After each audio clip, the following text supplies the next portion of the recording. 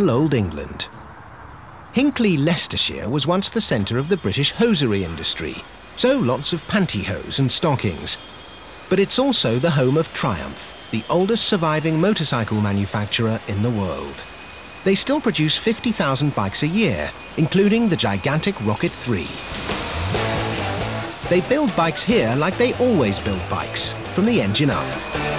It starts with the crankshaft. This converts the up and down of the engine's pistons into a revolving movement which will turn the bike's rear wheel. In the Rocket 3, the crankshaft has to handle twice as much torque as a typical 1000cc engine. So it's made from high-quality steel, precisely milled on a series of lathes. Like everything else on this bike, it's massive, so it can only be lifted by machine.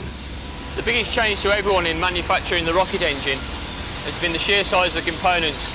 We now have to use these lifting tools just to lift the crankshafts up. Once milled and hardened, the 17-kilo crankshaft is placed inside the crankcase.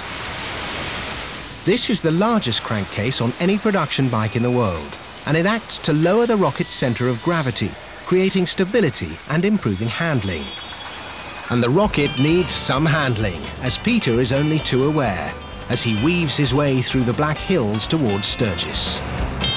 While they're busy in one corner of the factory on the dirty Rocket engines, in another corner they're working on the shiny bits.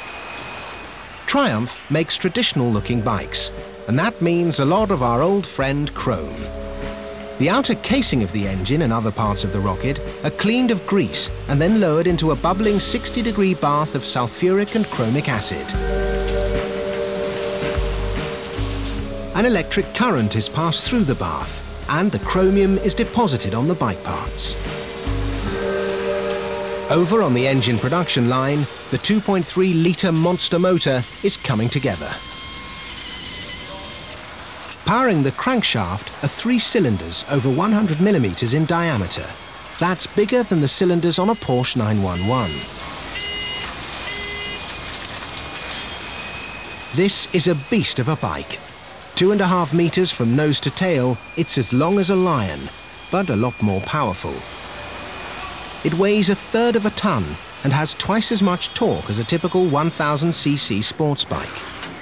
It's so powerful, in fact, that before they let each one loose, they have to make sure the electronic speed limiter and bespoke brakes are working properly, so it doesn't go and chew up any cars that get in its way.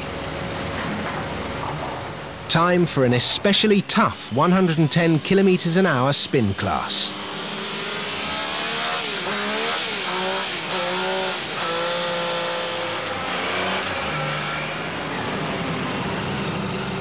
This bike has passed with flying colours and is ready to be boxed up to be sent to its spiritual home, the American West, where Peter and the gang are riding into town. Main Street is packed with bikers showing off their bikes. But they're all outgunned by Sheriff Pete and his posse, riding their awesome Triumph Rockets.